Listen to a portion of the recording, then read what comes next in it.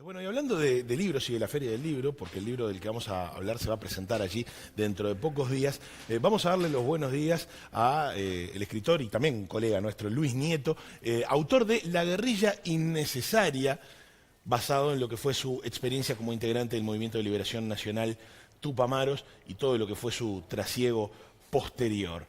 Buenos días, Luis, ¿cómo le va? Buenos Buenos días, días. ¿cómo les va? Bueno, es interesante ya lo que dice desde la contratapa el libro, que arranca, bueno, con una frase tuya que dice: la historia oficial del MLN es la historia de un triunfo, no de una derrota. Y está basada en el sobreentendido de que el sacrificio era ineludible para construir una sociedad sin ricos ni pobres. ¿Qué pasa ya con el vamos de asociar lo que fue la experiencia del MLN justamente con un triunfo y no con una derrota? Yo creo que para muchos antiguos compañeros que estuvieron presos en todo ese periodo militar, la carga emotiva de haber pertenecido a una guerrilla que conmovió el Uruguay y que tenía la posibilidad de irse reencontrando, creo que no les permitió enterrar a sus muertos, ¿no? Ni su pasado. Salieron con muchas ganas de ser protagonistas todavía y eso en parte permitió que se reflotase una historia de algo parecido a un triunfo, ¿no? Y no a recoger todos los destrozos que provocó la lucha armada en el Uruguay. El libro trata un poco de eso, ¿no? De qué pasó realmente con la actividad de la guerrilla en el Uruguay, qué consecuencias trajo. Claro, el título en ese sentido es determinante, o Sí. sea, ofrece ya un juicio de valor. ¿En qué momento sentís que llegó esa autocrítica, Luis? Yo creo que la autocrítica no ha llegado y ya no va a ¿Y a llegar. nivel personal? Sí, a nivel personal, yo pertenecía hasta el año 73, hace mucho tiempo ya, al MLN. Después viví en distintas situaciones y en distintos países. Y yo, digamos que el cuestionamiento empezó antes de estar preso, antes de caer preso, ¿no? A mí me tocó vivir algunas situaciones que después fueron muy conocidas, bastante de cerca, y eso fue haciéndome dudar mucho, ¿no? Después, en el exterior viví 3 años y medio en Cuba, y bueno, yo como muchos, como la inmensa mayoría de los que estuvimos en Cuba, nos dimos cuenta que eso era muy difícil que el Uruguay lo pudiera aceptar, ¿no? El tipo de sociedad que vivimos nosotros, ¿no? Ya había pasado por Chile en la previa al golpe de Estado de Pinochet. Ya son una serie de cosas que van permitiendo que me haya cuestionado yo y mucho, y la inmensa mayoría de los que estuvimos en esa situación. Nieto, ¿cómo se involucra usted en el MLN? Porque también cuenta que al principio, o antes de ingresar, ya venía recorriendo, por ejemplo, Sí. Latinoamérica como mochilero, la figura de Fidel Castro como una figura muy fuerte, la del Che Guevara. ¿Cómo es, digamos, su captación por parte del MLN? Yo ¿Y a creo qué que edad? ¿Qué edad y tenía usted en ese tendría momento? 23 años en ese momento. Estaba viviendo en San Francisco porque iba a estudiar en el sur de California, en Las Joyas, y compré un libro que se llama Mi amigo el Che, de Ricardo Rojo, y lo leí esa tarde y me cuestioné un montón de cosas que las decidí en muy poco tiempo. Fue como un golpe emocional. No tenía mucha plata, entonces voy a ir hasta mi casa, ¿no? Al Uruguay, pero me vine a dedo. Y aquello fue en el año 69, vi muchas cosas, pasé por todos países que estaban en conflicto, vi mucha miseria también, y yo creo que el acercamiento fue emocional, fue, digamos, temperamental, y la decisión fue tomada muy rápido. Ujú. ¿Qué creía conseguir usted perteneciendo al MLN? Y una especie de Che Guevara, ¿no? Esa cuestión épica de la juventud,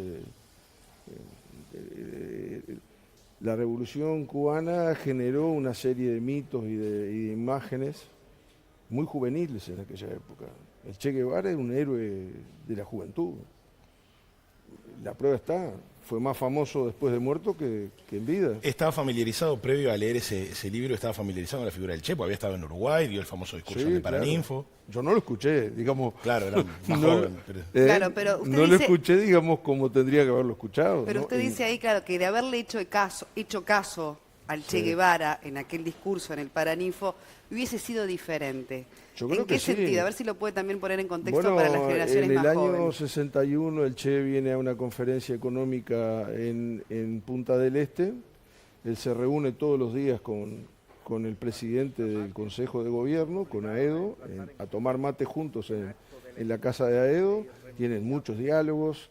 Es invitado al Paraninfo de la Universidad a un discurso y él aconseja a los uruguayos que cuiden la sociedad que tienen, que acá se puede hablar, que se pueden hacer cosas, se puede, porque cuando se tira el primer tiro no se sabe cómo termina, ¿no?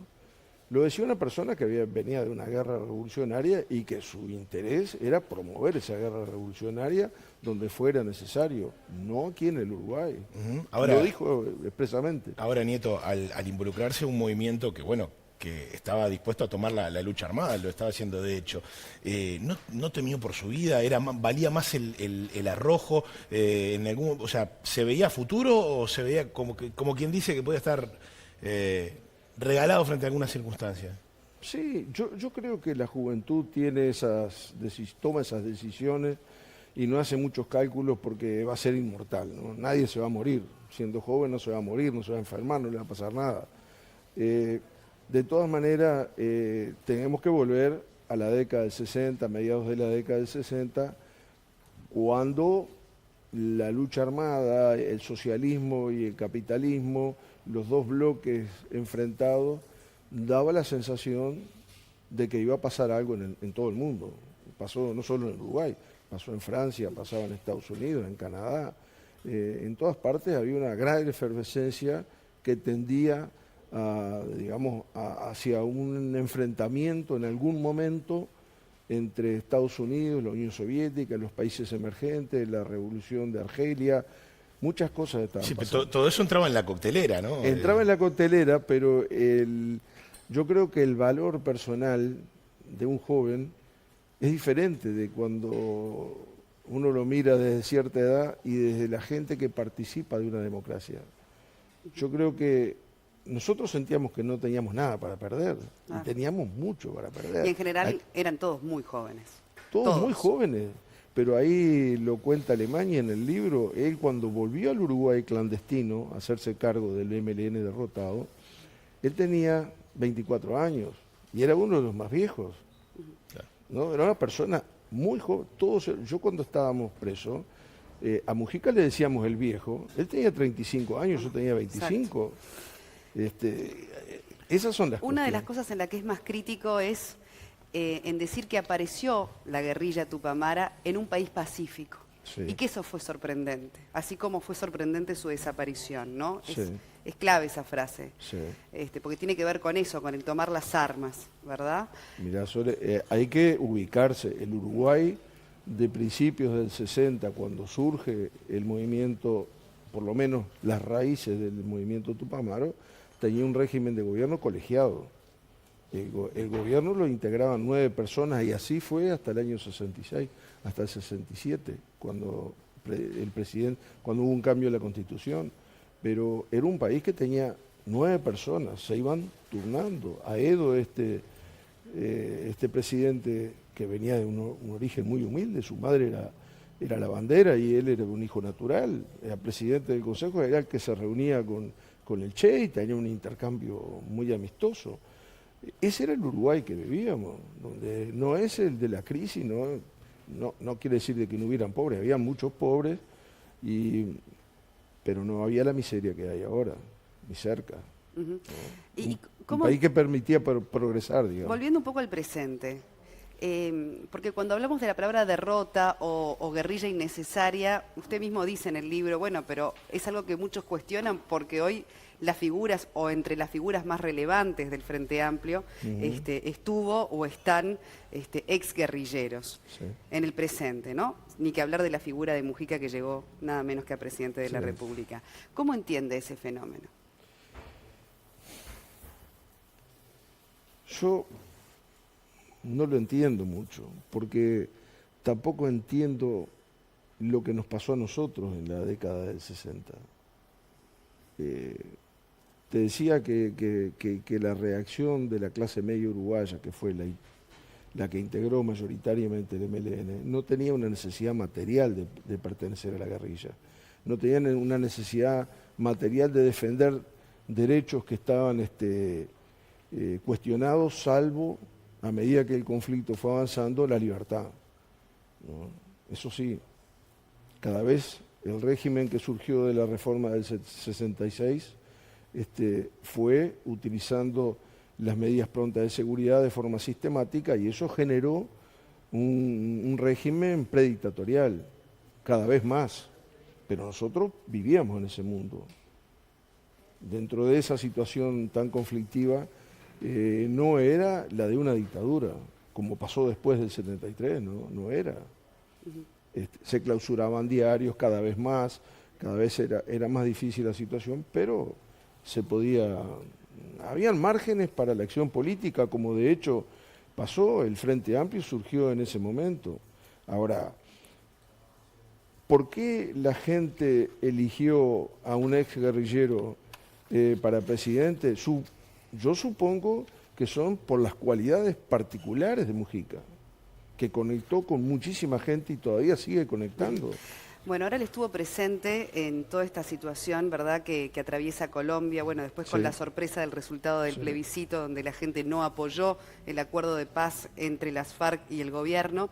Pero una de las cosas que decía Mujica, a favor, por supuesto, de que prosperara el acuerdo, es que él lo que había logrado como figura no había sido por su pasado como guerrillero, sino por todo lo que había construido después desde el lugar de la política. Para también entender, por ejemplo, su punto de vista sobre esta situación actual de lo que está sucediendo en Colombia. Sí, Mujica fue presidente de este país. Todos tenemos un punto de vista con respecto a su presidencia. Algunos buenos, otros malos. Es lo que pasa en una democracia, digamos, las opiniones están divididas. Yo no creo que eso sea así. Recuerdo Mujica cuando llegó en la motoneta al Palacio Legislativo, fue de un gran impacto. Para asumir como diputado. Para asumir como diputado.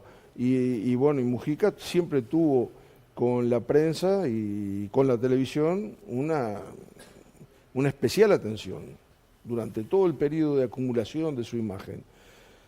Yo no sé, creo que lo que pasó en Colombia a todos nos sorprendió un poco, pero después que pasan los 15 minutos primero, ya no sorprende tanto. Hay algo que está desconectado acá en esto. Está desconectado del apoyo a Venezuela, por ejemplo, de mucha gente sin conocer la situación. Yo tengo compañeros que conocí en el penal de Punta Carretas que están en Venezuela y que todo el día estamos comunicándonos cosas y son gente como nosotros, ¿no? que además participaron de la guerrilla. Y yo sé la opinión que tiene la gente. ¿Y qué opinión tienen? Y nefasta. Es un régimen que no tiene ningún apoyo tiene.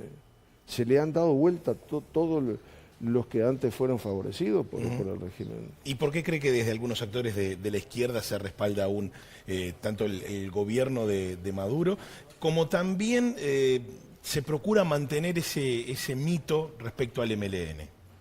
Son dos temas distintos, ya sé, pero sí, ustedes son muy jóvenes, son unos niños, pero en el año 68, cuando la Unión Soviética invadió Checoslovaquia, que era un país que proponía una salida democrática, un socialismo democrático, la Unión Soviética lo llenó de tanques y acá se planteó ese problema.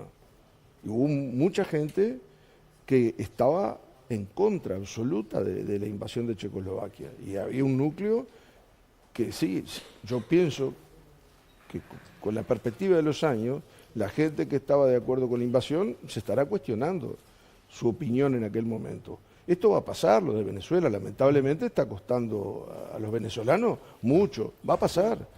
Y vamos a ver entonces qué es lo que queda de todo eso. Corto y volviendo al libro, que vamos a decir, dicho sea de paso, que el domingo a las 6 de la tarde se presenta en la Feria del Libro de la Intendencia, La guerrilla innecesaria. Alguna vez, el recientemente fallecido Eleuterio Fernández Huidobro dijo que hay secretos que se van a ir con ellos. ¿Usted cree que en los próximos tiempos va a seguir saliendo, surgiendo algunos datos respecto a temas vinculados a la organización? De lo que yo conozco, hay poco más para saber. Tal vez algunas vinculaciones políticas en aquel momento entre la guerrilla y el sistema político, el sistema judicial, como esto que contaba hoy, pero no creo que eso sea... Es decir, es probable que hayan cuestiones relacionadas con lo que pasó en los cuarteles en el año 72, eso sí. La relación entre la guerrilla y un núcleo fuerte de militares, que eran capitanes en aquel momento, tenientes, eso todavía no está muy dilucidado. Pero después yo creo que, incluso, bueno, hay toda una temática en torno al comportamiento en la cárcel y esas cosas que sí hay documentación y se está aparentemente buscando un poco ahí. Pero con respecto al sistema político, eso no creo que haya mucho más para investigar. ¿Cómo cayó su libro entre sus compañeros rápidamente en el poco tiempo que tenemos? No, lo han leído pocos, porque recién salió. Seguro. Bueno, veremos entonces en un tiempo las repercusiones a propósito de la guerrilla innecesaria que bien decía Cristian. Bueno, se presenta el domingo. Muchas gracias, Muy amable. Nieto, por habernos acompañado y para Un placer. profundizar está el libro, por supuesto, del que estábamos conversando recién.